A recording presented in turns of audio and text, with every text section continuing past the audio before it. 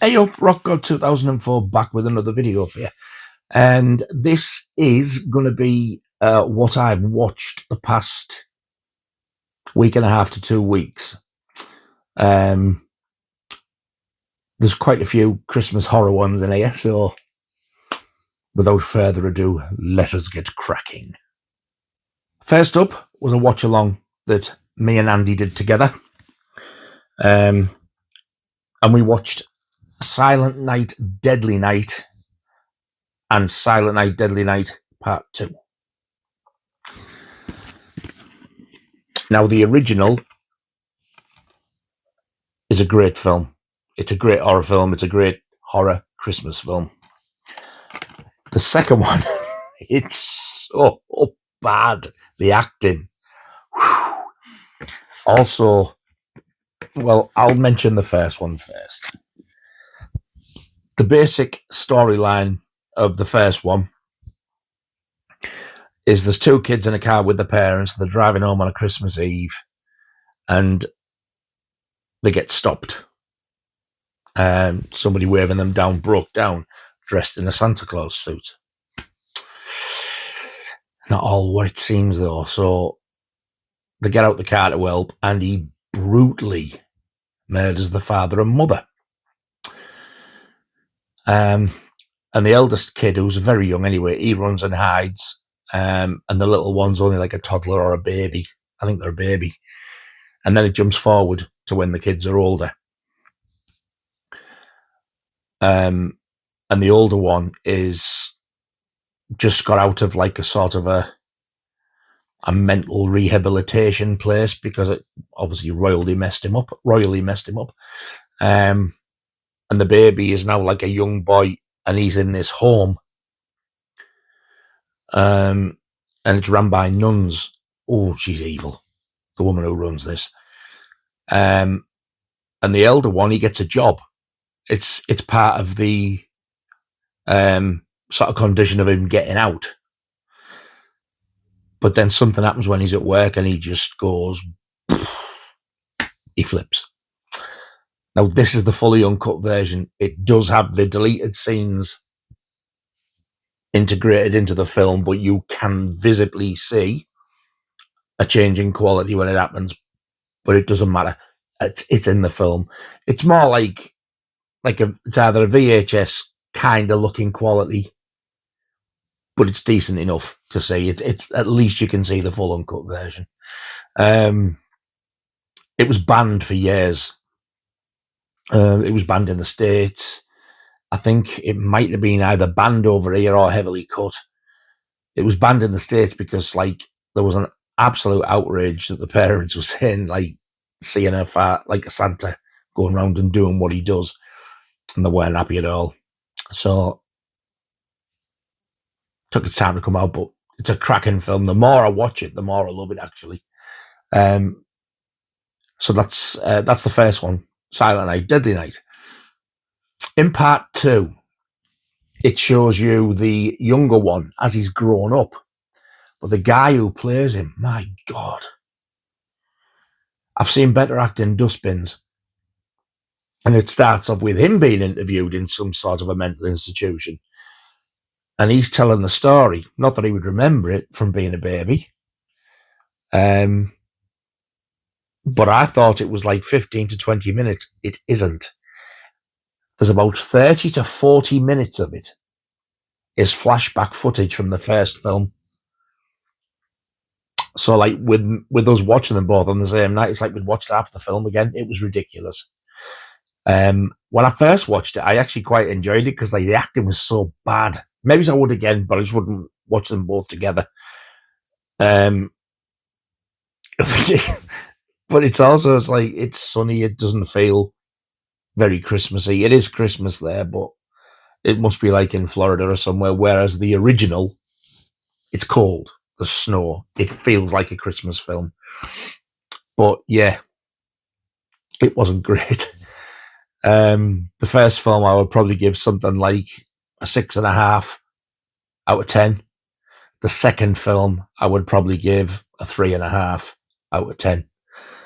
So that was Silent Night, Deadly Night, parts 1 and 2. So after watching those two, I thought I'd best dig this out because I've had this now for a year or two and I haven't watched them. So this is part of the Vestron Video Collectors series, and it's the American one with the slip. I don't think you can get this over here. This is a 3-film and 3-disc set, and it's Silent Night, Deadly Night 3, 4, and 5. So in 3, you get Bill Moseley. In 4, you get Clint Howard. And in 5, you get Mickey Rooney.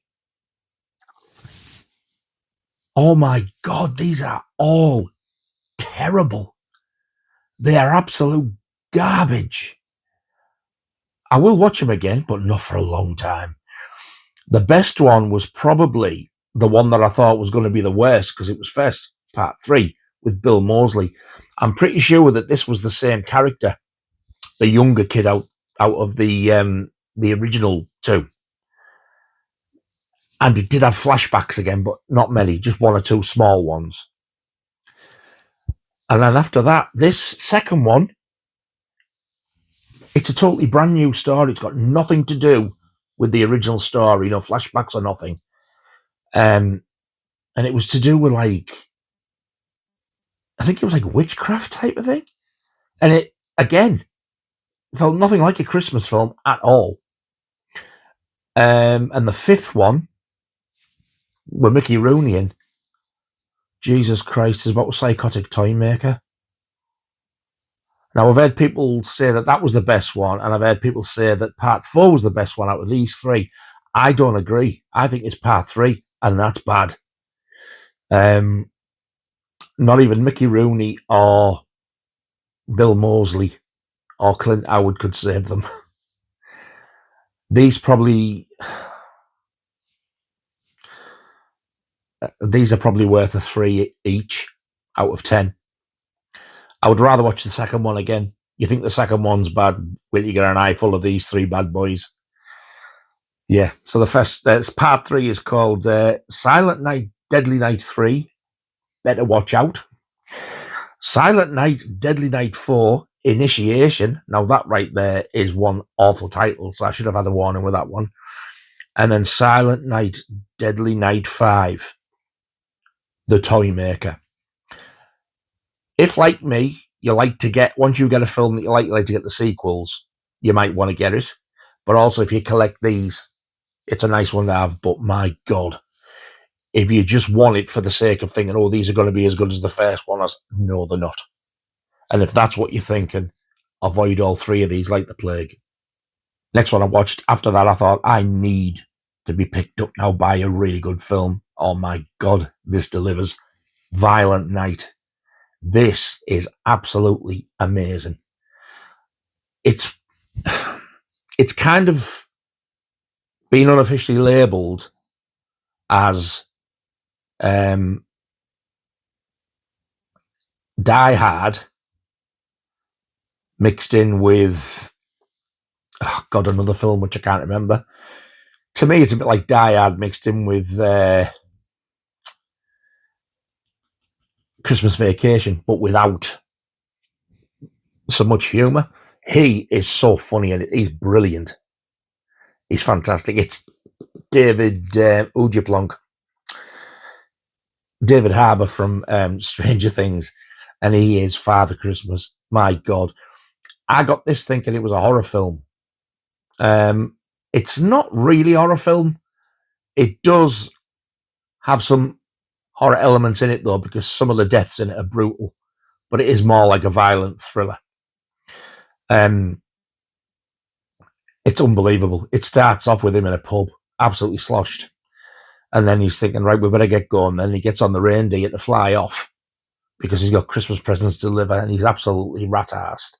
And as the reindeer set off, there's a woman looking, going, oh, look, it's Santa Claus. And he throws up and it all lands on her. God almighty, it's so funny. But it all takes place in this big house.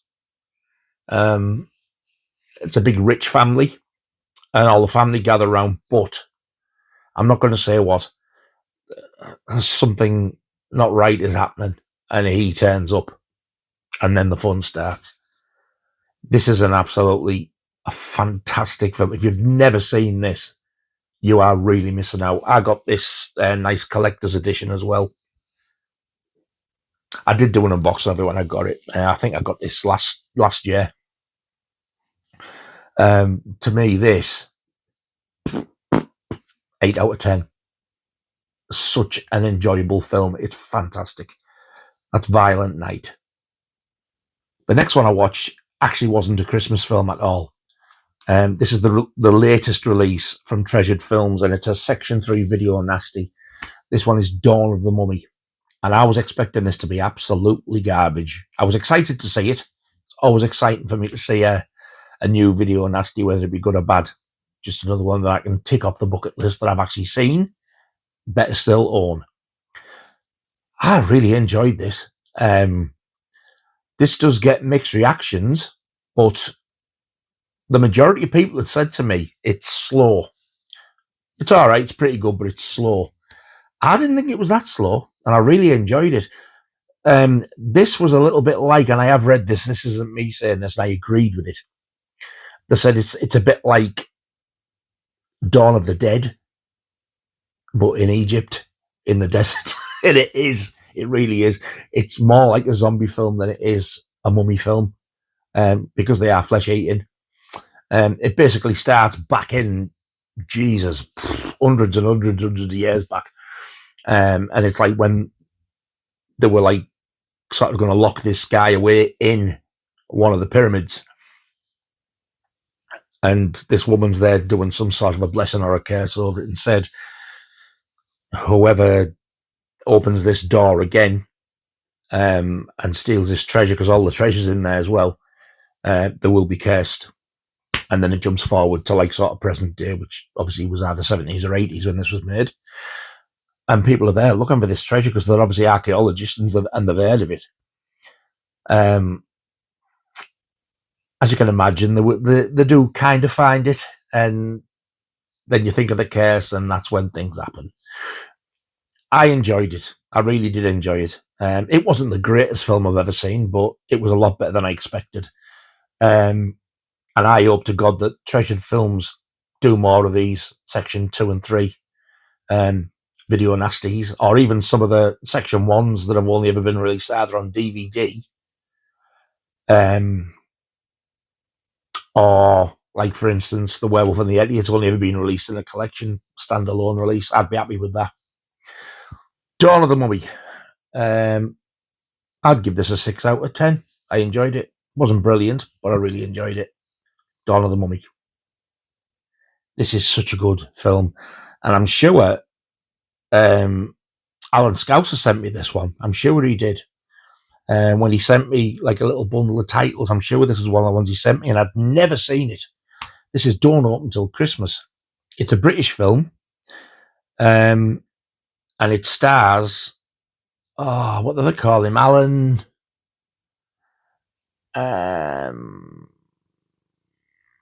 Lake, who was married to Barbara Windsor. Now, I didn't know he acted. He's actually really good in it. Really good. This is basically somebody going around murdering Father Christmases to begin with, I think. But then he just goes and murders other people. I don't want to give too much away, because I was expecting this to be garbage, with it being a sort of a 1980 British film. I loved it. It's such a good film. This is it's either a German or a Spanish release, I do believe. But Vinegar Syndrome released this with a beautiful slipcover, and I wish I had it. It's out of print, the slipcover now, but I would love that one as an upgrade to this. But that is like the original artwork. But I highly recommend this one. This is a solid 7 out of 10. Don't Open Till Christmas. This next film, our niece popped over. I went and picked her up. She just wanted to come over for a couple of hours, and she said, "Do you watch a film?" So I went, all right then. So I tried to pick something she hadn't seen, and when I told her about this film, she said, "Oh, She's in college now, but when she was in school, she's like, a friend was saying, you've got to see this, you've got to see this. So I thought, right, then we'll put this on. I love this film. This was about the third or fourth time I've seen it. Jojo Rabbit. The first I heard of this was when John told me about it. He mentioned a film once, Jojo Rabbit. I was like, what the hell is Jojo Rabbit? You've never heard of Jojo Rabbit? Oh, you've got to see it. It's an amazing film.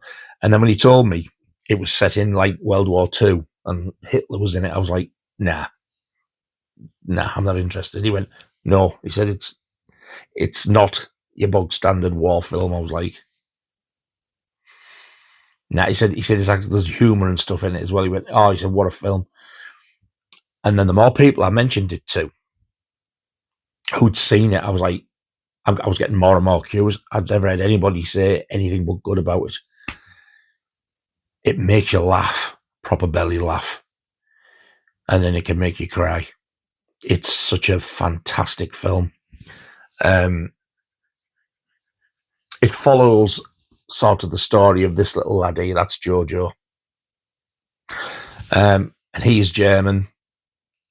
And he is sort of like getting trained up to be a soldier. So basically he thinks he's a Nazi. And he's all for Hitler, Heil Hitler and all that type of stuff. But he doesn't fully understand. He just thinks it's what he should be doing for his country. And then he kind of starts to realise that it's not the good thing to do. But he has an imaginary friend. And his imaginary friend is Adolf Hitler. And I didn't realise at the time, but the guy who plays Adolf Hitler is the director of the film. You can all probably pronounce it, but I can't without reading it. It is Taika Waititi or something like that. That's him. What a film. And I swear to God, the ending to this is absolutely amazing. They couldn't have ended it better if they tried. You kind of feel happy with the ending, but it's something said in the film, and I don't want to spoil it, but somebody says something and they stick to what they say at the end of the film. And then when this song comes on, wow, they couldn't have picked a better song. The goosebumps on my arms when this ending happens, it's like, whoa, it's like somebody's walked over my grave. I can't recommend this film enough. It is absolutely fantastic. And this is a solid 9 out of 10. It's that good. Jojo Rabbit. If you haven't seen this, you need to see it. Because I've been watching so much horror as well. I'd left it a couple of nights now, starting to think, want to watch a film? And I was like, I don't want to watch another horror film yet. I just didn't fancy it. I felt a little bit sort of down and stuff, you know. And I thought, when I'm feeling down, there's only one film I want to watch. Gregory's Girl. I love this film. I love this film so much. I think it's probably my favourite British film of all time. It's just such a feel-good film. He is absolutely outstanding in it. So is the girl who plays Dorothy, and so is Claire Grogan, who then became the lead singer of Altered Images. Everybody. There's not a single person in that film who you either don't like or can't act. Because even the people who are knobs, you can't help but love them. If you're ever thinking of getting this and you're umming and ahhing, don't think, just get it. It's in Scotland. The Scottish accents are so funny. He is, oh my God, he's one of the most lovable, dozy-ass characters you could ever wish to see. And it's basically, he's going to school, he's in the football team, he's crap. As the titles are going on, you see them lose a game because of him. And then this, the PE teacher says, I'm thinking of making some changes to the team. I'm thinking of taking you out. And he's looking, oh, you don't want to do that. Yes, I do. No, you don't. Yes, I do. No, you don't. And he lands his mate right in it. What about Andy? You think, what a knob. And that isn't even like the funniest bit. I'm not going to say no else. There's a bit when he's going to school and two teachers are looking out of the window of him running towards the school because he'll trot, then he walks, and then he bends and he's going zigzag. It's like as though he's trying to avoid everybody. And then these teachers are just absolutely pissing themselves. And they're laughing at you, one of them go, stuck at that stupid bastard. Oh my, this has me belly laughing every time. But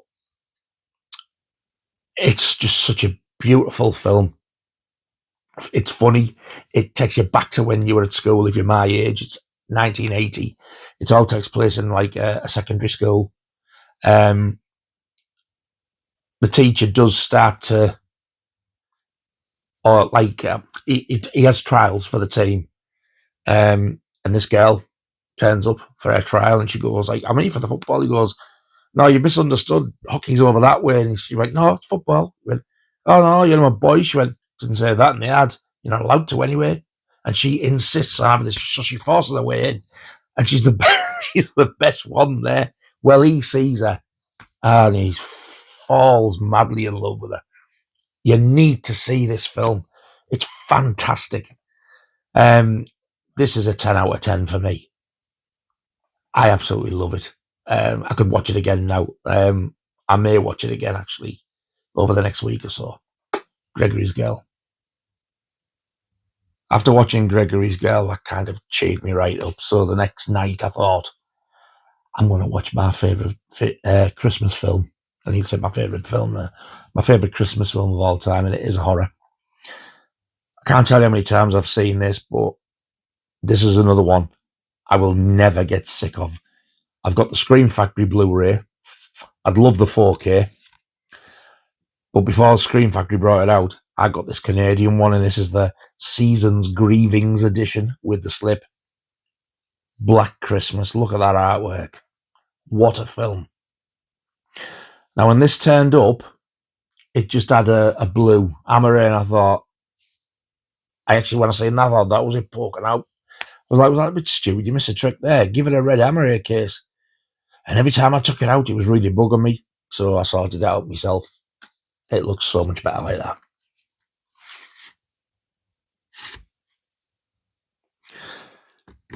This has got to be one of the, if not the only granddaddy of the old slasher films.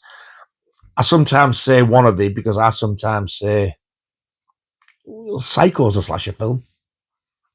So it always appeals to me. So it could be Psycho, but this is the one that started off the 80s slashers and the late 70s. If it hadn't been for this, and John Carpenter has openly admitted this, you wouldn't have had Halloween. And if you hadn't have Halloween, you wouldn't have had Friday the 13th. You have a lot to thank this film for. And if you've never seen it, you should be ashamed of yourself. It is creepy as hell. It's got a brilliant cast in it. It's got John Saxon from Nightmare on Elm Street, Margot Kidder, who played Lois Lane in the Superman films, and she's also in the Amityville Horror.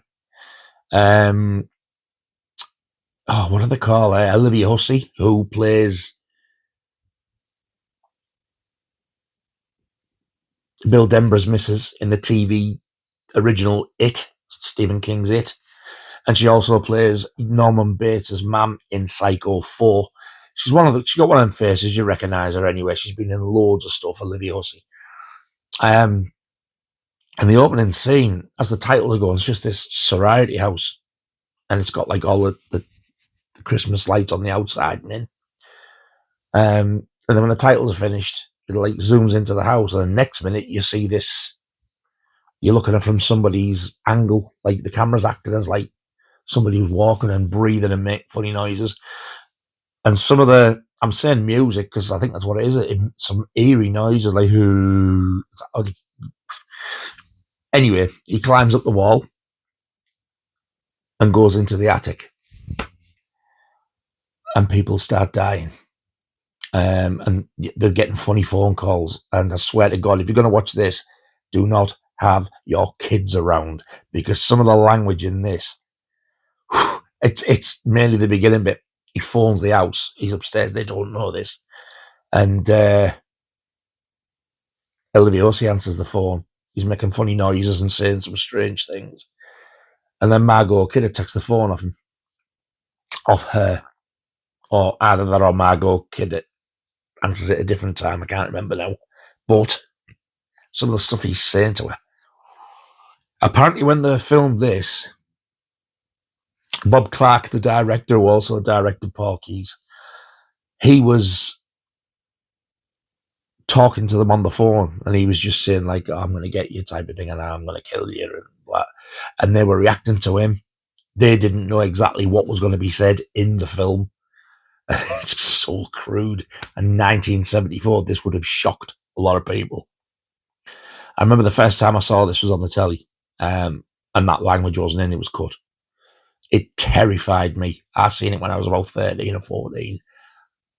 I'll been 15 because I recorded it, I think. Or did I see it first, then record it on second time? It scared the hell out of me. As bad, just about, as Halloween. It's grim in parts. It just... The woman who's like sort of the landlady who looks after them all, she's funny as hell. But it does have its funny moments, but my God, this film. I've got to admit, the tagline to this was, if this film doesn't scare you, your skin's on too tight. Oh, no, it doesn't. It says, if this film doesn't make your skin crawl, it's on too tight. And I agree. Even when I watch it now, all these years later, there's certain little bits you'll see, like the killer, like maybe he's peeping somewhere in his eyes like that. I still get like a shiver. It's very disturbing. If you've not watched this, you need to watch it. It is absolutely fantastic. Definitely a 10 out of 10. Black Christmas. Next up, this one arrived and I didn't expect it to. It arrived on Saturday and it was only shipped Friday. And my God, this is the second time I watched it. And I absolutely love it even more. There was a couple of little bits. I saw it at the cinema with Laura and she told me what she thought. And I must have missed it. It's like that. The more you see a film, you pick up little bits that you've never noticed before. And I watched it and this actually did explain it. And I was like, I love it even more now. I know exactly what's gone on. Terrifier 3. My God. If this had come out when the video nasties were out, this would not have only been banned, but that director would have done time. Because this is absolutely brutal. For me, it's definitely the best Terrifier film. And I'm ready to watch it again already. I loved it. Absolutely loved it. I'm not going to go into the plot or anything because you need to watch 1, 2, and 3. There is a plot. Don't worry, it's not somebody's just killing and no story. There is, but to watch the first one, you need to know like how art came about. There is a film before the first one, which was an anthology called All Hallows Eve, and that's the first time you see Art the Clown. I've never seen it, but it's not the same guy. This is David Howard Thornton in Terrifier 1, 2, and 3. He's not the one playing Art the Clown in All Hallows Eve. And the little clips I've seen, you can tell, because he's not as good. David Howard Thornton in this is absolutely phenomenal. I love him in it. And I'm loving Art the Clown more and more the more I watch it. After I watched this, that was it. I was like, I want to watch it again. I want an Art the Clown tattoo. And people have said, oh, what would you get? Like this, that. I went, no, there's one in mind in particular I've got, and it's on one of the art cards in this. It's his face. So if/when I get another tattoo, I have made my mind up. It's going to be Art the Clown. And I'm going to get it there above the Jaws one. Because I was going to originally get Jaws 2 to go with that, and I thought, it's a little bit overkill. And I thought, well, I would like a Jason, but I don't want Jason. I would want one of the film poster artworks. And I thought, if I get the final chapter, probably been done a million times before. Then when I watched this, I was like, I think I want Art the Clown tattoo. And if I get Art the Clown, there's another character I might get tattooed next to him if I can. I might get a little Sam from Trick or Treat. But yeah, this film is absolutely amazing. Met up with the band the other night, and I was telling them, like, watch this, fantastic and stuff. And I was telling them, like, some of the bits that happened. And our drummer, Rich, God bless him, he actually, I think he got a little bit irate because I went fantastic, and the look he gave me, like, but it's not, is it? Why would you want to watch that? I said to him, because I can't explain it to you. It's funny. So if you need to watch his facial expressions, one of the most brutal parts in the film is also one of the funniest. And I had to say to him, it's not like it's real. You know it's not real. If that was a real thing, I couldn't watch that. It would be horrific. But there's a lot of humour in this. It's just over the top gore. It's no different to stuff like, well, it is. It's a bit more graphic. But I remember when I first saw Kill Bill. Yeah, I know it was like the Japanese and kung fu films, like gushing out blood. But I was like shocked. Even at that, I was like, how the hell did this get through the censors with that amount of blood? But this is the same, except but this is messier. It does. I watched a reaction video on it the other day, to tell you the truth, and it was a doctor in America, and he was watching this, and he was commenting on the kills, and he was saying whether it was like real, true to life, or could it be, or could it not? And some of the ones he was saying, yeah, that could happen. That could happen. And even he's going like, oh, whoa, as these murders are happening. But some of them, he said, you see, they got it there with this. I'm not going to say the words with this because I don't want any clues given. He did this, that, the other with that. But if he did that, it wouldn't go that way. The blood would go that way, and there wouldn't be that much, or there'd be more than that. And he was saying stuff like that. But this, I can't tell you how entertaining this is. It is very, very, very gory. I will tell you that. So if you are of a nervous disposition, tread very carefully. If you love your horror films, though, and you've never seen this yet, you need to get it. I'm glad to say that I should do, though, but I mean, John was after this. He didn't know it existed till he saw my video of unboxing it. And I told him it was sold out. I said, but when we go to HMV, they might have it in. No sign of it. And just as he went to the counter, he went, oh, look what I've spotted. I went, what? He went behind the counter, and I'm looking. There's note there. And he went, on the back wall. There it was. He was over the moon. So he did get sorted. Sorry if I've ruined your surprise there, John. But he did get other stuff as well. I'm so glad he got it. You need to watch this, but watch the other two first. Brilliant film for me. 10 out of 10 again. Terrifier 3. Next up, this is from the same director who made Trick or Treat with Sam, the anthology one. I can't remember whether I saw this or no, I did. I saw Trick or Treat first, and then he made this one. And the first time I watched it, I wasn't impressed, but when I watched it again, my God, I loved it. I love this film, Krampus. This is the naughty cut, which came out on the Scream Factory 4K. I honestly can't pinpoint what's so different about this one and the original theatrical cut. It's probably seconds. And I haven't watched the theatrical cut for years. Since it come out, I think I watched it once. It came out in 2015. I didn't realise it was that old. It's nearly 10-year-old. That scares me. I don't know whether this actually does have the theatrical cut on. I don't think it does. So yeah, you do get the Blu-ray as well. This is such a good film. it starts off with this family on Christmas Eve, and there's the man and wife, the daughter, the son, and the dad's mum.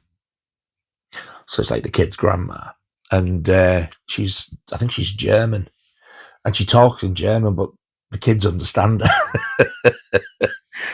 It does give you subtitles, but then they'll answer her in English. It's bizarre. But they've got family coming over, and so what happens is he's got two cousins, these two girls, and they are like proper tomboys.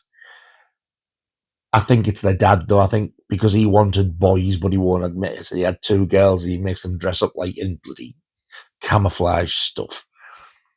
And one of them's awful to the son, and he just loses it. He hates them all. Why don't you all just go away? You know, a bit like Kevin in Home Alone. And guess who turns up? It's basically about be careful what you wish for because it can come true type of thing. And the grandma changes a character. Like, she just goes all quiet and she's dreading it because she tells a story about when she was little and she encountered him.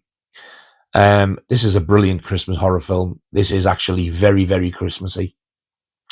Obviously, when the horror part's going on, you think, bloody hell, it's a bit grim in parts, but it's not like Terrifier grim. This is more like an adult fairy tale, really, I suppose. This is such a good film. I'd give this probably 7.5 out of 10. Well worth watching, Krampus. This one I watched at about 2 or 3 o'clock in the morning because I just could not get to sleep. And I watched this straight after Terrifier 3. I thought, you know what? I've had that. Art the Clown, as funny as he is, he can sort of mentally wear you out as well. And I thought, I haven't watched this 4K yet, and I've not seen the film for a canny few years. So I stuck on The Wizard of Oz, finally watched the 4K. Oh, what a blast I had. I haven't seen this. I can't remember the last time I watched it. Oh, and it looks fantastic. It could have been better. There's parts of it where you think, well, that could have been more colourful. And then there's other parts where you think, that looks amazing. Whereas it should have really been like that all the way through. When you consider the colours in this, the green on the witch, the actual yellow brick road, the sky, the poppies did look nice. They looked really nice. The field of poppies. And the Emerald City looked nice. But it should have been like more consistent with the colour. But for me, that was only a minor gripe because it is a great 4K. I doubt there'll be any reason to buy this film again. My only regret is because I didn't really know about it, to be honest. When it came out, there was a collector's edition which had like a pop-up thing of the Emerald City. That would have been nice to have. But I think the film itself, I think it's the same edition, just like with a few less things in. I did do an unboxing of this as well, not so long back. But I don't even need to tell you the story. Everybody's seen this. The Margaret Hamilton as the witch, she is absolutely fantastic. And it's nice to see that it's finally being given, I peeled the sticker off, a PG. Because for the witch alone, it's a little bit too much for little kids. If a baby watched that, they'd be terrified, or a toddler. I mean, I've got a 2-year-old granddaughter, and I think if she watched it, well, I don't know.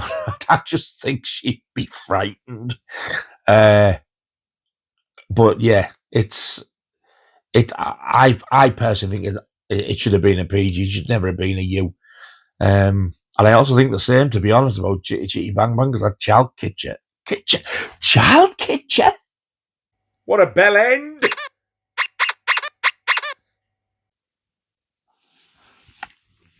Child catcher is absolutely creepy as hell. But I mean, I think you can still get this. if you fancy getting this, it's very reasonably priced. If you're not bothered about all the bells and whistles and what have you in it, just get the normal 4K. But it's well worth it, I think. It's not the greatest 4K, but it's not the worst. It is a lovely looking 4K. It's just, I just wish the colours had been a bit deeper. But the clarity of it is amazing. They've done a really good job in it that way. Just give that colour a little boost, and that would have been like the best version of it. But even so, definitely worth having on 4K.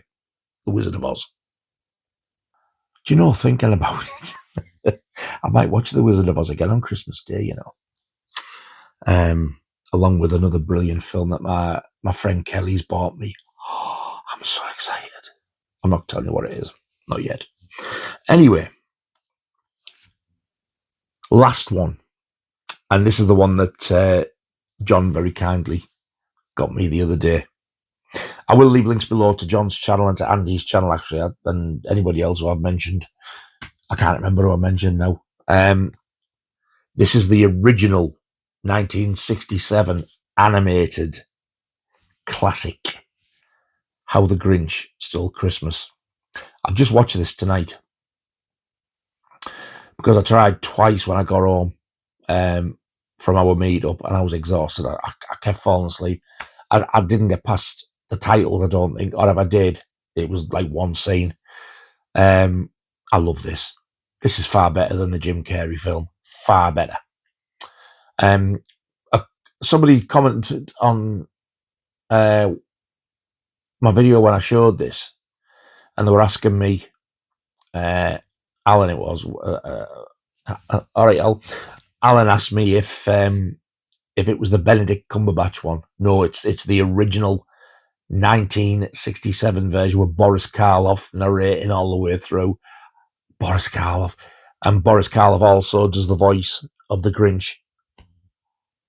It's amazing. I love Boris Karloff. I do have the soundtrack to this on vinyl as well. It's on green vinyl. Shut up. This also, you get 2 extra little cartoon films on it as well. One is called Halloween is Grinch Night, and the other one is The Grinch's The Cat in the Hat. That's the Grinch's The Cat in the Hat, and I think that one is Halloween is Grinch Night. They're both really good. I love the Dr. Seuss animated stuff, but they're nowhere near as good as this. There's other ones as well I wish they would have brought out on 4K. I've got them on DVD. They did The Cat in the Hat, which I love. And then they did one that they called a triple decker. I think it was The Sneetches and Other Stories. So they do The Sneetches, Green Eggs and Ham, which I absolutely love. And another one out of that book with the Sneetches in, The Zacks. There might be another one in there, but I can't remember now. But you get like little bits in between as well of the Cat in the Hat, like introducing them, singing, of course. You can't help but not sing. Pain right in the ring. But these, Dr. Seuss was a huge part of my childhood. There was just something about it, the way he drew things, the animation, or the artwork in the books. I do still actually.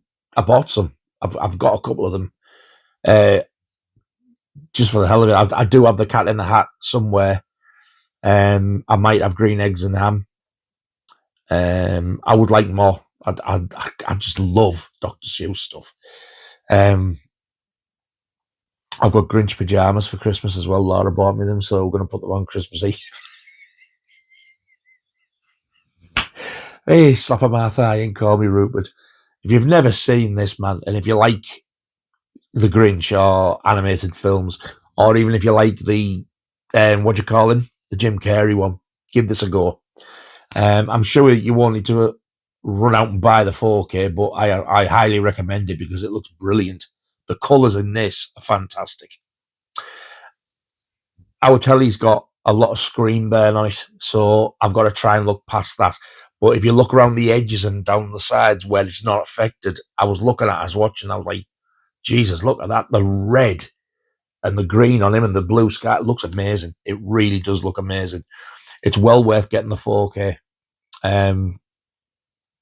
It only came out a few weeks ago and it was 20 quid and it's in the 2 for 30 already. So a massive thank you to John for getting me this. And I've watched all 3 tonight and I loved it, especially How the Grinch Stole Christmas. Highly recommended. So that's it. That's everything I've watched the last sort of week and a half to 2 weeks. And apart from those Silent Night, Deadly Night sequels, I've really enjoyed everything else I've watched. Really, really enjoyed watching them. So I've had a mixture. They're not all Christmas. They're not all horror. I've shot a few more in as well. I think there'll be another video before Christmas because I think I've got something else to show. Yes, I've got one coming up. Something arrived today. Started recording it, but I'm going to watch the film and review it as well as put it all in one video as the unboxing. That's all I'm saying for now. But I'm hoping to get that one up not long after this. And then that might be the lot, I think. I don't know. Anyway, I hope you've enjoyed my gubbins and goings on and endless flow of bollocks. I hope I've helped you in looking at some of them thinking, oh, I fancy that, I'll give it a go. I hope I've been of some use, and I hope I've been more use than at least a chocolate fire guard or an ashtray on a motorbike. So, thank you so much for watching, all 2 of you. I do appreciate it. I really do. And thank you to every single person who's subscribed. I really do appreciate that as well. I never thought I'd get to bloody 300, let alone 1,300. I'm absolutely gobsmacked even now. So, if you've seen any of them, if you want to see any of them, comment, ask me what you want, tell me what you thought of some of these.